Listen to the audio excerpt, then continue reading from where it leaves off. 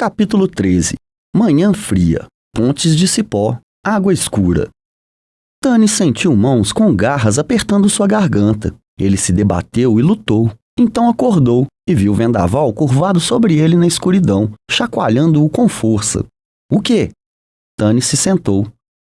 Você está sonhando, o homem das planícies disse sombrio. Eu tive que te acordar. Seus gritos atrairiam um exército. Obrigado, Tanis murmurou. Desculpe-me. Sentado, ele tentou esquecer o pesadelo. Que horas são? Ainda faltam algumas horas até o amanhecer, Vendaval disse cansado. Ele voltou para o lugar onde estivera sentado, suas costas contra o tronco de uma árvore retorcida. Lua dourada dormia no chão ao seu lado. Ela começou a murmurar e sacudir a cabeça, dando pequenos e suaves gemidos, como um animal ferido. Vendaval tocou seu cabelo prata dourado e ela se acalmou. Você deveria ter me acordado mais cedo, Tanis disse. Ele ficou de pé, esfregando os ombros e o pescoço. É a hora do meu turno de vigia. Você acha que eu consegui dormir? Perguntou Vendaval desconsolado. Você deve, Tanis respondeu. Você vai nos atrasar se não descansar. Um homem da minha tribo é capaz de viajar muitos dias sem dormir, Vendaval disse. Seus olhos estavam apáticos e vidrados e ele parecia estar olhando para o nada. Tanis começou a discutir, depois suspirou e ficou quieto. Ele sabia que nunca conseguiria entender a verdadeira agonia que o homem das planícies estava sentindo. Ter amigos e família, uma vida inteira praticamente destruída, deve ser tão devastador que seu cérebro se encolheu só de pensar nisso. Tanis deixou-o e caminhou até onde Flint estava esculpindo um pedaço de madeira. Você também deveria dormir, Tanis disse ao anão. Eu vigiarei um pouco. Flint acenou com a cabeça. Eu ouvi você gritando. Ele guardou a adaga na bainha e jogou o pedaço de madeira em uma bolsa. Você estava defendendo Quexu? Tanis franziu a testa só de lembrar. Tremendo com o frio da noite, ele se enrolou em seu manto e levantou o capuz. Você tem alguma ideia de onde estamos? Ele perguntou a Flint. O homem das planícies diz que estamos em uma estrada conhecida como Estrada da Artemísia. O anão respondeu. Ele se esticou no chão frio, puxando um cobertor em torno dos ombros. Alguma rodovia antiga. Ela existe desde antes do cataclismo. Eu não acredito que nós vamos ter sorte suficiente para essa estrada nos levar até Shaktizaroth. Vendaval acha que não, o anão resmungou sonolento. Diz que ele só usou um trecho pequeno dela, mas pelo menos ela nos ajuda a atravessar as montanhas. Ele deu um grande bocejo e se virou, usando o manto como travesseiro. Tanis respirou fundo. A noite parecia calma o suficiente. Eles não tinham encontrado nenhum dragoniano ou goblin em seu maravilhoso voo de Quexu. Como Raistlin disse, dá a impressão que eles atacaram Quexu em busca do cajado, não como parte de qualquer preparação para a guerra. Eles tinham atacado e depois se retirado. Tanis supunha que o limite de tempo do Senhor da Floresta continuava valendo. Chegar a Shaktizaroth em 2 dias e um já havia se passado. Tremendo, o meio-elfo voltou até onde Vendaval estava. Você tem alguma ideia de quanto ainda temos que andar e em qual direção? Tanis se agachou perto do homem das planícies. Sim, Vendaval acenou com a cabeça, esfregando os olhos que queimavam. Nós temos de ir para o nordeste, na direção do Novo Mar. Os boatos dizem que a cidade é por ali. Eu nunca estive lá. Ele franziu a testa, depois balançou a cabeça. Eu nunca estive lá, ele repetiu. Será que vamos conseguir chegar lá até amanhã? Tanis perguntou. Dizem que Novo Mar fica a 2 dias de viagem de Quexu, o bárbaro disse suspirando. Se Shaktizaroth existe, nós devemos chegar lá em 1 dia. Embora eu tenha ouvido dizer que as terras daqui até o Novo Mar são pantanosas e que é difícil viajar por elas. Ele fechou os olhos. Sua mão tocava inconscientemente o cabelo de lua dourada. Tanis ficou calado, torcendo para o homem das planícies dormir. O meio-elfo moveu-se silenciosamente e sentou-se sob uma árvore, observando a noite. Ele fez uma anotação mental para perguntar a Taslehoff pela manhã se ele tinha um mapa. O Kender tinha um mapa, mas não era de grande ajuda, pois datava de antes do cataclismo. Novo Mar não estava no mapa, pois ele apareceu depois que a terra foi arrasada e as águas do Mar Turvo se apressaram em preenchê-lo. Ainda assim, o mapa mostrava Shaktizaroth a uma pequena distância de uma rodovia marcada como Estrada de Artemísia. Eles deveriam chegar lá a qualquer momento na parte da tarde, se o território que eles tinham de atravessar não fosse intransponível. Os companheiros comeram desejum sem entusiasmo, a maioria deles forçando a comida a descer sem apetite. Raistlin fez o seu mal cheiroso chá de ervas sobre a pequena fogueira, seus olhos estranhos fixos no cajado de lua dourada. Quão precioso ele se tornou, ele comentou suavemente, agora que foi comprado com sangue de inocentes. Será que vale a pena? Será que vale as vidas do meu povo? Lua Dourada perguntou, olhando sem entusiasmo para o cajado marrom que não tinha qualidades visíveis.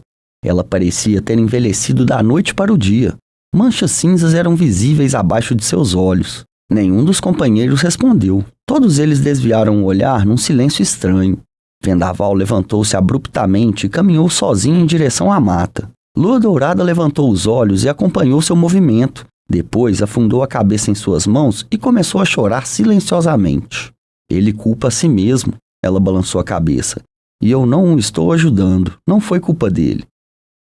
Não é culpa de ninguém, Tanis disse lentamente, caminhando na direção dela. Ele colocou a mão no ombro dela, massageando-o para desfazer a tensão que sentiu nos músculos do pescoço dela. Nós não conseguimos entender. Temos apenas que continuar e torcer para encontrarmos a resposta em Shaktisaroth. Ela acenou com a cabeça e enxugou as lágrimas. Respirou fundo e assoou o nariz no lenço que Taslerhoff tinha lhe dado. Você tem razão, ela disse engolindo um seco. Meu pai teria vergonha de mim. Eu tenho de me lembrar que sou a filha do líder. Não! Ouviu-se a voz de Vendaval vinda do lugar onde ele se encontrava, atrás dela, nas sombras das árvores. Você é a líder. Lua Dourada ficou boquiaberta. Ela se virou e olhou para Vendaval com os olhos arregalados. Talvez eu seja.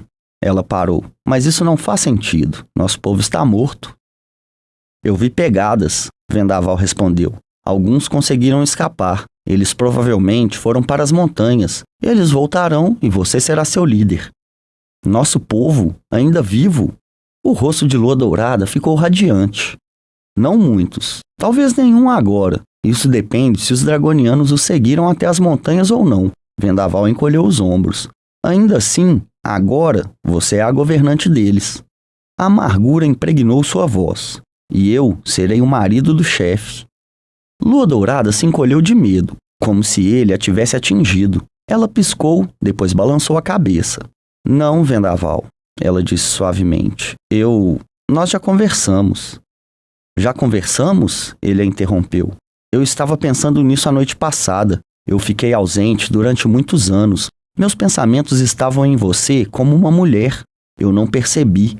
Ele engoliu um seco e depois respirou fundo. Eu deixei Lua Dourada. Quando voltei, eu encontrei a filha do líder. E que escolha eu tive? Lua Dourada gritou com raiva. Meu pai não estava bem. Eu tinha que governar, senão Lórien teria tomado conta da nossa tribo.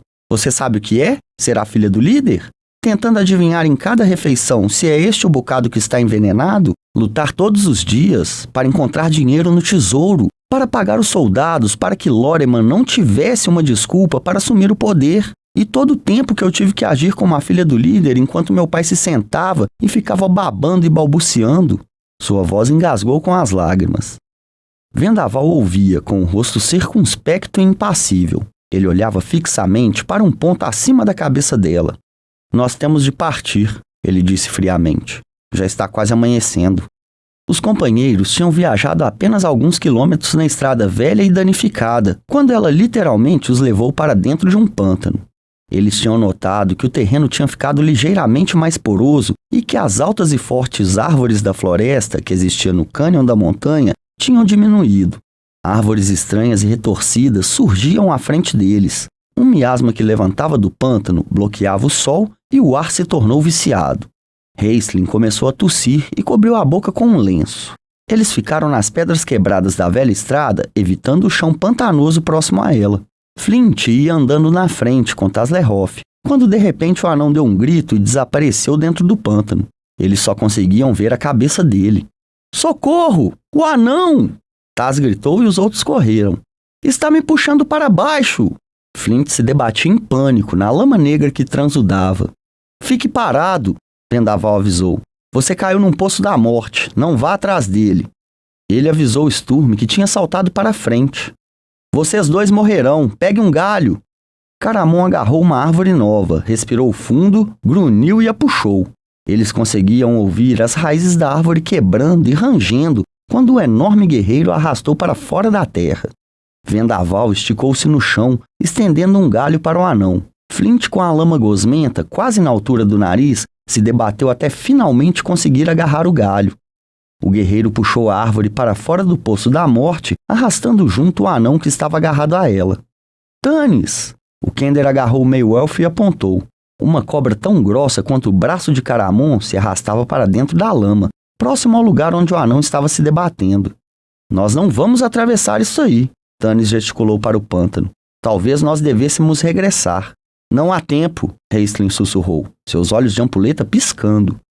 E não há outro caminho, Vendaval disse. Sua voz soou estranha. E nós conseguiremos passar. Eu conheço um caminho. O quê? Tannis se virou para ele. Eu pensei que você tivesse dito... Eu já estive aqui, o homem das planícies disse com a voz estrangulada. Não consigo me lembrar quando, mas eu já estive aqui. Eu sei um caminho para atravessar o pântano. E ele leva para... Ele passou a língua nos lábios. Leva para uma cidade destruída tomada pelo mal? Tannis perguntou com raiva quando o homem das planícies não terminou a frase. Shak'Tzaroth, Raistlin sibilou.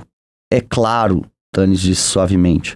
Faz sentido. Onde é que nós poderíamos ir para obter respostas sobre o cajado, se não no lugar onde o cajado lhe foi dado?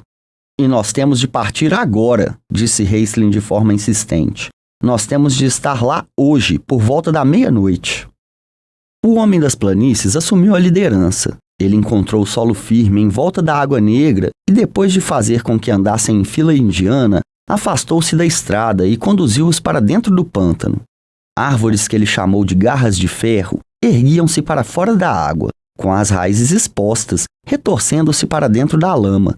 Cipós se penduravam em seus galhos e cruzavam um pequeno caminho. A névoa ficou mais espessa, e pouco tempo depois, ninguém mais conseguia ver 1 metro à frente. Eles foram forçados a se moverem lentamente, testando cada passo. Um movimento em falso e eles teriam mergulhado no fedorento charco à volta.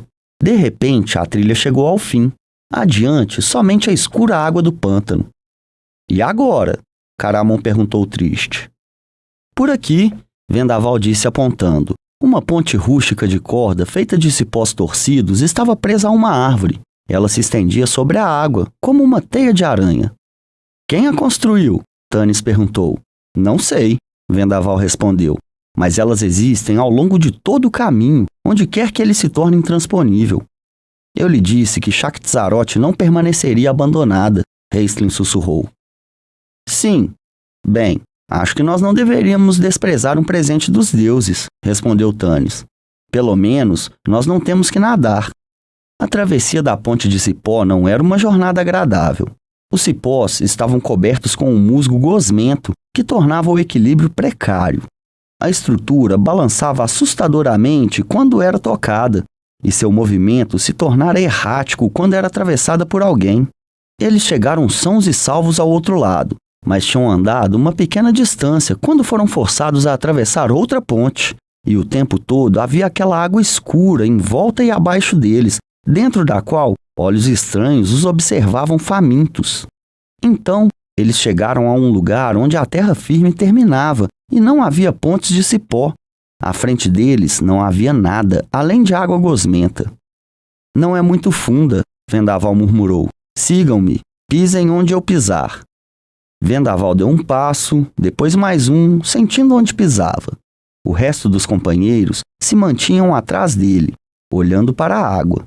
Eles olhavam assustados e com repugnância, quando coisas que eles não conseguiam enxergar deslizavam por entre suas pernas.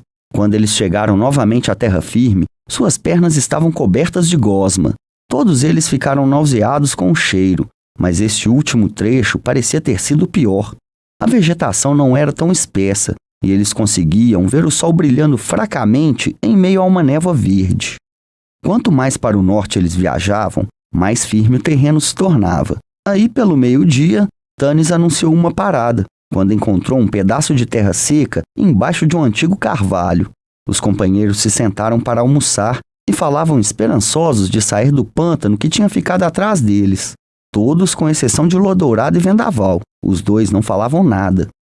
As roupas de Flint estavam encharcadas. Ele tremia de frio e começou a se queixar de dores nas juntas. Tanis ficou preocupado. Ele sabia que o anão tinha reumatismo e se lembrou de que Flint tinha dito sobre o medo de atrasá-los. Tanis deu um tapinha no Kender e fez um gesto pedindo que ele se afastasse para o lado. Eu sei que você tem alguma coisa em uma das suas bolsas que tiraria o frio dos ossos do anão. Você sabe do que eu estou falando. Tanis disse calmamente. Ah, é claro, Tanis, Taz disse alegre. Ele mexeu daqui e dali, primeiro em uma bolsa, depois em outra, e finalmente tirou um frasco prateado que brilhava. Licor, o melhor de Otique. Eu não acredito que você tenha pago por ele, Tanis disse sorrindo.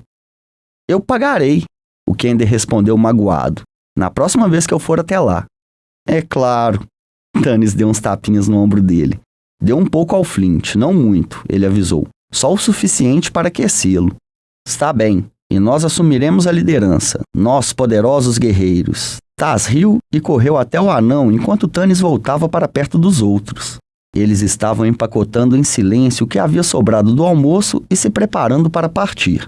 Todos nós nos beneficiaremos com o melhor de Otique, ele pensou. Lua Dourada e Vendaval não tinham falado um com o outro a manhã toda. O humor deles provocou tristeza em todos. Tanis não conseguia pensar em nada que pudesse ser feito para pôr fim à tortura que os dois estavam vivendo. Ele só podia esperar que o tempo curasse suas mágoas. Os companheiros continuaram seguindo o caminho durante 1 hora depois do almoço, movendo-se com mais rapidez, pois a parte mais espessa da floresta tinha sido deixada para trás. Entretanto, quando eles começaram a achar que tinham saído do pântano, o chão firme chegou abruptamente a um fim. Cansados, enjoados com o cheiro e desencorajados, os companheiros se viram mais uma vez brigando com a lama. Somente Flint e Tazlehoff não tinham sido afetados pelo retorno ao pântano. Esses dois estavam bem na frente dos outros. Tazlehoff logo esqueceu o aviso de Tanis sobre beber somente um pouquinho do licor. O líquido esquentou o sangue e dissipou a atmosfera lúgubre. Depois, o Kender e o anão passaram um frasco muitas vezes para frente e para trás até ele estar vazio e eles estarem caminhando meio a esmo, fazendo piadas sobre o que eles fariam se encontrassem um dragoniano.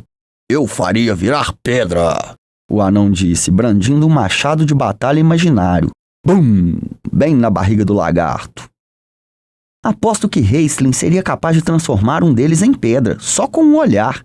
Tazlehoff imitou o rosto sério do mago e seu olhar severo. Ambos riram alto, depois se calaram, rindo baixinho, olhando para trás, desequilibrados, para ver se Tanis tinha ouvido. Eu aposto que Caramun ia querer espetar um deles com um garfo e comê-lo, Flint disse. Taz se engasgou com o riso e enxugou as lágrimas de seus olhos. O anão rugiu. De repente, os dois chegaram ao fim do chão poroso. Tazlehoff agarrou o anão com força quando Flint quase caiu de cabeça dentro de um pequeno lago de água do pântano tão largo que uma ponte de cipó não o atravessaria. Havia uma enorme garra de ferro deitada na água e seu tronco grosso formava uma ponte larga o suficiente para 2 pessoas andarem lado a lado. Isto que é uma ponte, disse Flint, dando um passo para trás e tentando colocar o tronco em foco. Chega de rastejar como uma aranha naquelas estúpidas teias verdes. Vamos? Nós não deveríamos esperar pelos outros? Taz perguntou calmamente. Tanis não vai gostar da gente se separar. Tanis? Ah! Disse o anão fungando.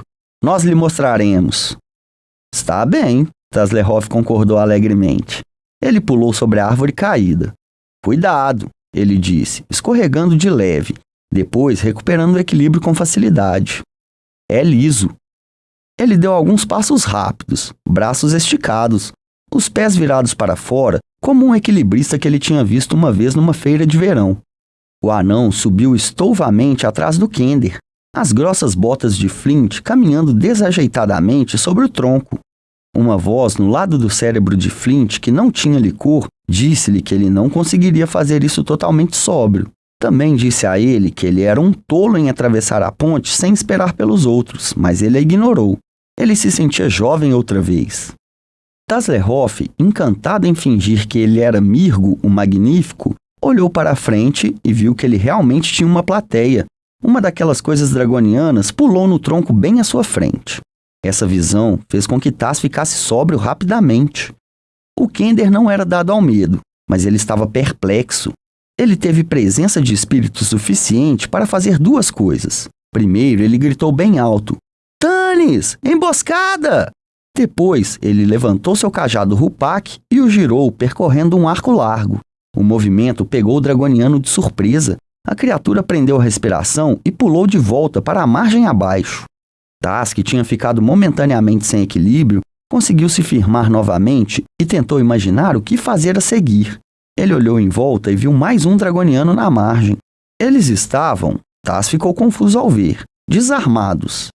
Antes de poder considerar isso um fato estranho, ele ouviu um berro atrás dele. Ele tinha esquecido do anão. "O que é isso?" Flint gritou. "Essas coisas dragão agora vão dançar", Taz disse, segurando seu Rupak e tentando enxergar através da névoa. "2 à nossa frente, aí vem eles." "Bem, confunda-os! Saia do meu caminho!" Flint resmungou. Esticando as mãos para trás, ele pegou seu machado. "E para onde é que eu devo ir?" Taz gritou freneticamente. "Abaixe-se!" gritou o anão. O Kender se abaixou, jogando-se no tronco, quando um dos dragonianos veio em sua direção, com as garras das mãos estendidas. Flint brandiu o machado em um golpe poderoso, que teria decapitado o dragoniano se ele tivesse chegado perto dele. Infelizmente, o anão errou o cálculo e a lâmina assobiou inofensivamente na frente do dragoniano, que agitava as mãos no ar e recitava um cântico com palavras estranhas. O impulso do golpe de Flint fez o anão girar. Seus pés escorregaram no tronco gosmento e o anão caiu de costas na água depois de dar um grito alto. Taslehoff, por ter estado às voltas com Raistlin durante anos, percebeu que o dragoniano estava conjurando uma mágica. Deitado de bruços sobre o tronco, com o cajado Rupak em sua mão, o Kender se deu conta de que ele tinha mais ou menos 1,5 segundos para decidir o que fazer. O anão estava ofegando e engrolando na água abaixo dele. Bem próximo a ele, o dragoniano estava chegando a uma conclusão de seu feitiço. Decidindo que qualquer coisa seria melhor do que ser enfeitiçado, Taz respirou fundo e se jogou no tronco. "Tanis! Emboscada!" "Droga!" praguejou Caramon, quando a voz do Kender flutuou até eles, saindo de algum lugar da névoa adiante. Todos eles começaram a correr em direção ao som, maldizendo os cipós e os galhos das árvores que bloqueavam o caminho deles. Correndo pela floresta, eles viram a ponte formada por uma garra de ferro caída. 4 dragonianos saíram repentinamente das sombras e bloquearam a passagem deles. De repente, os companheiros foram engolfados por uma escuridão tão espessa que eles mal conseguiam ver suas próprias mãos, que dirá seus camaradas. "Magia!" Tanis ouviu Raistlin sibilar. "Estes são utilizadores de magia. Fiquem de lado, vocês não são capazes de enfrentá-los." Então, Tanis ouviu o mago gritar em agonia. "Haste!" Caramon gritou. "Onde?" Houve um gemido de dor e o som de um corpo pesado caindo no chão. Tanis ouviu o cântico dos dragonianos. Enquanto procurava sua espada, ele foi subitamente coberto da cabeça aos pés por uma substância espessa e gosmenta, que entupiu sua boca e seu nariz. Debatendo-se para se livrar, ele ficava cada vez mais preso. Ele ouviu Sturm praguejar perto dele. Lua Dourada gritou. A voz de Vendaval ficou engasgada, e um torpor tomou conta dele. Tanis caiu de joelhos, tentando se livrar da substância que parecia com os fios de uma teia de aranha, e tinha grudado as mãos dele junto ao seu corpo. Depois, ele caiu de bruços no chão, e foi tomado por um sono incomum.